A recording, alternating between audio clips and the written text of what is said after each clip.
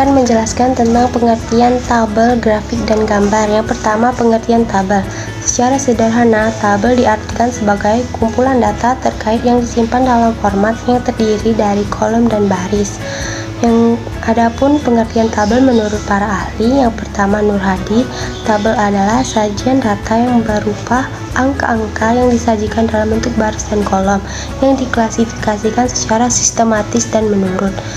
Yang kedua, menurut database guide. Arti tabel mirip dengan lembar kerja dalam aplikasi spreadsheet, yaitu baris tertera secara horizontal dan memiliki wakilan setiap record. Lalu yang ketiga adalah tabel menurut KBBI.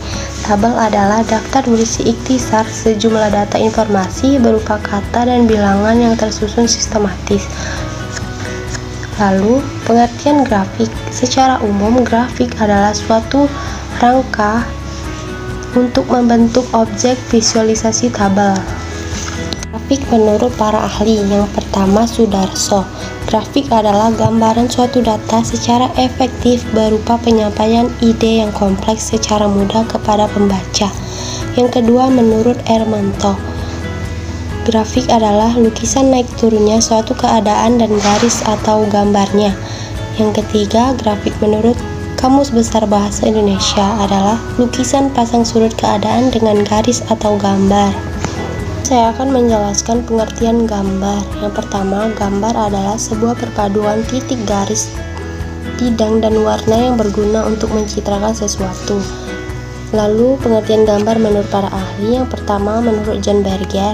Secara singkat, John Berger mengartikan gambar sebagai sebuah penemuan. Lalu yang kedua, menurut Sindor Darsono Sujojo, gambar merupakan proses jiwa dan tidak berdasarkan apa yang dilihat mata saja. Lalu yang ketiga, menurut KBBI, gambar adalah tiruan barang yang dibuat dengan coretan pensil pada kertas atau lukisan. Dan selanjutnya saya berikan kepada teman saya. Baiklah, di sini saya akan menjelaskan berbagai jenis tabel. Secara umum, tabel dibagi menjadi beberapa jenis. Yang pertama yaitu tabel referensi. Tabel referensi mempunyai ciri khusus yang membedakannya dengan tabel yang lain, yaitu tabel ini memuat seluruh data. Nah, di dalam tabel ini terdapat banyak data yang telah diperincikan dan disusun rapi untuk sebuah referensi. Di dalam sebuah laporan, tabel referensi ini diletakkan di halaman tambahan atau halaman lampiran. Data dalam tabel referensi biasanya digunakan sebagai masukan untuk berbagai kegiatan analisis statistik atau sebagai sumber segala keterangan yang terperinci dan digunakan untuk sebuah penunjukan. Nah, contoh dari tabel referensi ini yaitu tabel yang memuat tentang sensus penduduk. Yang kedua yaitu tabel ikhtisar. Tabel ikhtisar sering dikenal dengan istilah tabel naskah. Bentuk tabel ini sangat sederhana, isinya singkat dan juga mudah dimengerti. Data yang terdapat di dalam tabel ini biasanya bersumber dari tabel referensi atau dari tabel ikhtisar lainnya. Tabel ini berfungsi untuk memberikan gambaran tentang peristiwa-peristiwa yang telah diteliti atau diobservasi. Yang ketiga yaitu tabel umum. Tabel umum adalah jenis tabel yang di dalamnya terdapat seluruh data hasil dari definisi penelitian atau variabel penelitian.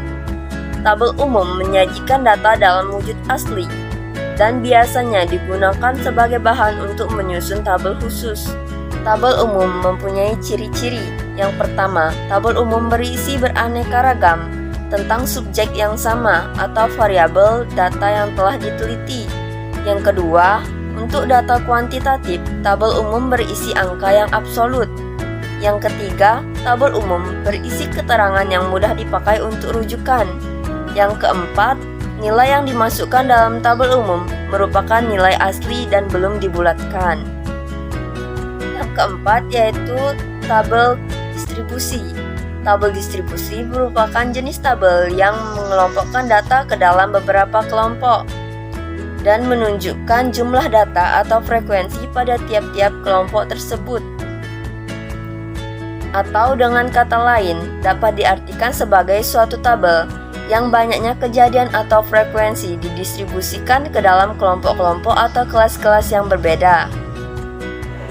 Di sini saya akan menjelaskan jenis-jenis dari grafik. Jenis-jenis dari grafik ada 3. 1. Grafik batang atau histogram adalah jenis grafik yang digunakan untuk menekankan perbedaan tingkat nilai dan beberapa aspek. Grafik ini merupakan jenis yang paling sederhana karena panjang batang menggambarkan presentasi dari data dan lebar dari batang grafik tersebut berukuran sama. Biasanya digunakan warna yang berbeda untuk memperjelas perbandingan dari data yang dibandingkan. 2. Grafik garis adalah jenis grafik yang umumnya digunakan untuk menggambarkan suatu perkembangan atau perubahan dari waktu ke waktu.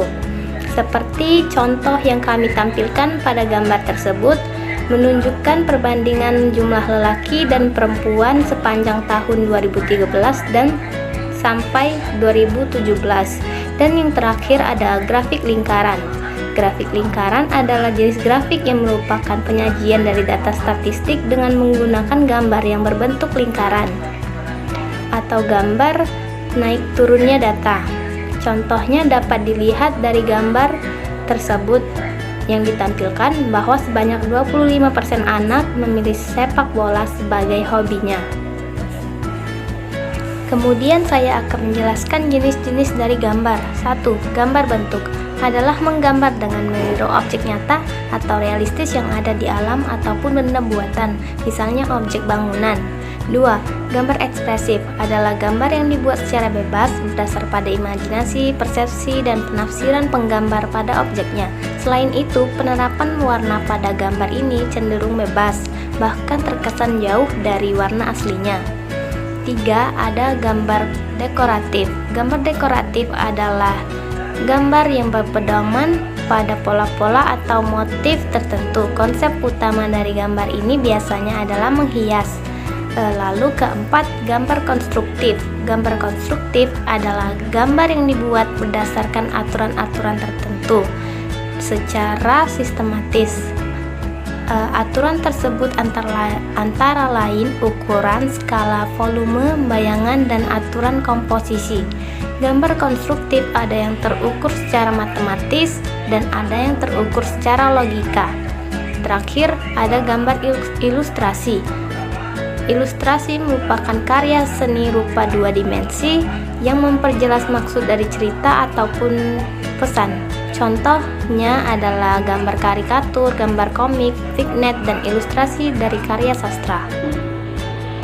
Selanjutnya, saya akan memaparkan hal yang harus diperhatikan dalam tabel dan grafik. Terdapat beberapa hal yang harus diperhatikan dalam memahami dan menafsirkan isi tabel dan grafik. Pertama, memahami judul tabel atau grafik. Kedua, mencermati bagian-bagian tabel atau grafik. Ketiga, membaca informasi di sekitar tabel atau grafik. Keempat, mengajukan pertanyaan tentang tabel atau grafik. Kelima, menafsirkan angka-angka atau data. Keenam, mengaitkan antar data dengan tabel atau grafik. Dan ketujuh, mengambil kesimpulan. Assalamualaikum warahmatullahi wabarakatuh. Perkenalkan, saya Vivian Duyanda. Di sini saya akan memaparkan materi tentang tujuan pembuatan tabel, grafik, dan gambar. Yang pertama ada tujuan pembuatan tabel. Tujuan pembuatan tabel dibagi lagi menjadi 2, yaitu tujuan umum dan tujuan khusus. Tujuan umum tabel dikenal juga sebagai tabel referensi. Tujuannya ialah memberikan informasi untuk penggunaan dan memberikan referensi umum. Selanjutnya, ada tabel tujuan khusus, dikenal juga sebagai tabel ringkasan atau analitis. Tujuannya ialah memberikan informasi untuk diskusi tertentu. Adapun tujuan dibuatnya tabel yaitu, yang pertama dapat memberikan banyak informasi secara ringkas, dan yang kedua mempermudah pembaca dalam memahami bacaan. Yang kedua, ada tujuan pembuatan grafik. Tujuan pembuatan grafik antara lain yaitu, yang pertama, untuk menunjukkan perbandingan informasi yang kualitatif dengan cepat dan sederhana. Yang kedua, data-data dalam bentuk uraian deskriptif dan kompleks dapat disederhanakan dengan menggunakan grafik. Jadi, apabila sebuah grafik agak sulit dibaca atau dipahami, berarti akan kehilangan manfaat yang berharga. Dan yang ketiga, ada tujuan pembuatan gambar. Adapun tujuan atau manfaat gambar antara lain, yang pertama, membantu visualisasi data, yang kedua, membantu memperjelas informasi, yang ketiga, memperjelas dan mempertajam deskripsi yang terbilang rumit, dan yang keempat, memudahkan pembaca untuk mengingat deskripsi. Baik, saya di sini akan menjelaskan tentang cara membaca tabel. Yang pertama, membaca judul tabel terlebih dahulu. Yang kedua, membaca keterangan di bagian atas tabel dan di bagian sisi kiri tabel. Yang ketiga, mengajukan pertanyaan terkait informasi yang disajikan. Yang keempat, menafsirkan angka-angka yang terkait dalam tabel. Sedangkan yang terakhir, membaca tabel dengan tetap berfokus pada tujuan atau pencapaian informasi yang ingin kita peroleh atau yang ingin kita temui. Cara membaca grafik. Ada beberapa cara membaca grafik menurut Daiso tahun 2001. Yang pertama, membaca judul grafik. Yang kedua, membaca informasi yang ada dan isi grafik. Yang ketiga, mengubah judul yang dengan menjadi sebuah pertanyaan. Dan yang terakhir, baca grafik secara menyeluruh dan ingatlah tujuan dari grafik tersebut. Saya akan memaparkan kelebihan dan kekurangan tabel, grafik, dan gambar. Yang pertama, kelebihan dan kekurangan tabel. Kelebihan penyajian data dengan menggunakan tabel adalah: 1. Memudahkan dalam membandingkan antara satu komponen dan komponen yang lainnya. Kedua, memudahkan dalam membandingkan antara periode tertentu dan periode yang lainnya.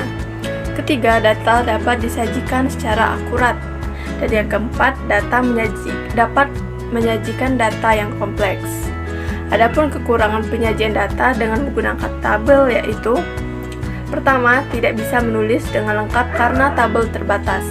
Kedua, jika diminta visualisasi terasa sulit untuk digambarkan. Dan yang terakhir, tidak menampilkan atau gambaran naik turun suatu nilai. Kedua, kelebihan dan kekurangan grafik. Penggunaan grafik untuk menyajikan data kuantitatif memiliki beberapa kelebihan atau manfaat. Di antaranya adalah: pertama, menyajikan data informasi secara lebih komprehensif, padat, singkat, dan sederhana daripada apa yang dapat dicapai melalui uraian dengan bahasa. Kedua, menonjolkan sifat-sifat khas dari data dengan lebih jelas dari apa yang dapat dicapai melalui uraian dengan bahasa. Ketiga, memberikan dasar penguraian data yang melampaui batas kemampuan dari uraian dengan bahasa. Keempat, memberikan data-data yang kualitatif dan akurat. Kelima, lebih mudah untuk dipelajari dan mengingat data-data kuantitatif serta hubungan-hubungannya. Keenam, grafik dengan cepat memungkinkan kita mengadakan analisis, interpretasi, dan perbandingan antara data-data yang disajikan baik dalam hal ukuran, jumlah, pertumbuhan, dan arah. Ketujuh, penyajian data grafik jelas, cepat, menarik, ringkas, dan logis. Adapun kekurangan grafik yaitu: sulitnya membedakan setengah atau 1/3 gambar atau grafik, atau jumlahnya tidak dapat diwakili dengan satu unit gambar, sehingga kegunaan grafik sangat terbatas. Selain itu, penyajian data dalam bentuk grafik kurang efisien tempat. Selanjutnya, kelebihan dan kekurangan gambar. Kelebihan gambar yaitu: pertama, bersifat konkret, gambar lebih realistis, menunjukkan pokok masalah dibandingkan dengan media verbal semata. Kedua, gambar dapat mengatasi batasan ruang dan waktu. Ketiga, media gambar dapat mengatasi keterbatasan pengamatan. Keempat, dapat memperjelas masalah dalam bidang apa saja. Dan yang kelima, harganya murah, mudah didapatkan dan digunakan. Adapun kelemahan media gambar. Yang pertama, gambar menekankan persepsi indera mata. Kedua, gambar berada yang terlalu kompleks, kurang efektif untuk kegiatan pembelajaran. Dan yang ketiga, ukurannya sangat terbatas untuk kelompok besar. Baiklah, di sini saya akan membacakan grafik. Di sini terdapat grafik yang menggambarkan banyaknya lulusan SMA Jaya Selalu pada tahun 2001 sampai dengan tahun 2006. Pada tahun 2001, banyaknya siswa yang lulus sebanyak 150 siswa. 2002 ada sebanyak 135 siswa yang lulus. 2003 ada sebanyak 145 siswa yang lulus. 2004 ada sebanyak 155 siswa yang lulus. 2005 ada sebanyak 140 siswa yang lulus. Dan 2006 ada sebanyak 150 siswa yang lulus. Dan yang tertinggi di dalam grafik tersebut ada pada tahun 2004, yaitu ada sebanyak 155 siswa yang lulus di SMA Jaya Selalu. Dan yang terendah pada tahun 2002 yaitu sebanyak 135 siswa yang lulus di SMA Jaya Selalu tersebut. Mungkin itu saja dari saya berikan kepada teman saya. Selanjutnya saya akan menjelaskan tentang tabel. Seperti yang kita ketahui, tabel adalah kumpulan data yang disimpan dalam format yang terdiri dari kolom dan baris. Secara umum, tabel dibedakan menjadi beberapa jenis, diantaranya tabel satu arah, tabel dua arah, dan tabel tiga arah. Dari contoh tabel di gambar tersebut merupakan jenis tabel satu arah. Adapun cara membaca tabel. Pertama, kita harus memahami judul pada tabel tersebut. Kedua, memperhatikan bagian-bagian di sekitar tabel. Ketiga, membaca informasi di sekitar tabel. Keempat, mengajukan pertanyaan mengenai tabel tersebut. Kelima, menafsirkan angka atau data-data yang terdapat dalam tabel tersebut. Keenam, mengaitkan antar data dengan tabel tersebut. Dan yang terakhir, ketujuh, mengambil kesimpulan. Dari tabel tersebut, kita dapat mengetahui informasi mengenai jumlah dan barang. Meliputi lemari yang jumlahnya sebanyak 243, meja kantor sebanyak 300, rak buku 211, tanaman yang jumlahnya sebanyak 477, dan kursi berjumlah 150. Dan jumlah total seluruhnya dari data tabel tersebut dapat kita ketahui jumlahnya sebanyak 1381. Dari contoh gambar tabel tersebut dapat kita ketahui dari datanya itu merupakan contoh tabel penjualan. Assalamualaikum warahmatullahi wabarakatuh. Perkenalkan, saya Vivian Dwianda. Pada video ini, saya akan menjelaskan contoh dari grafik batang. Seperti yang sudah dijelaskan pada video presentasi tadi, grafik batang atau histogram adalah jenis grafik yang digunakan untuk menunjukkan perbedaan tingkat nilai dan beberapa aspek. Grafik ini hanya menggambarkan data dalam bentuk batang. Panjang batang menggambarkan persentase dari data, sedangkan lebar batang semuanya berukuran sama. Seperti contoh grafik di atas, grafik tersebut menunjukkan data dari vaksinasi.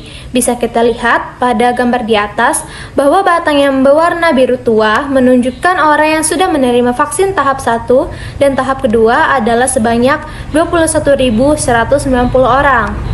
Pada batang yang berwarna merah menunjukkan banyak vaksin untuk dosis pertama, yaitu berjumlah 5.641 vaksin. Dan pada batang ketiga yang berwarna hijau menunjukkan banyak vaksin dari dosis kedua, yaitu sebanyak 3.301 vaksin. Sedangkan pada batang keempat yang berwarna ungu menunjukkan jumlah vaksin dari dosis 1 dan dosis kedua, yaitu sebanyak 8.942 vaksin. Dan pada batang terakhir yang berwarna biru muda menunjukkan jumlah sisa vaksin, yaitu sebanyak 12.248 vaksin. Baiklah, sekian penjelasan dari saya. Terima kasih. Wassalamualaikum warahmatullahi wabarakatuh.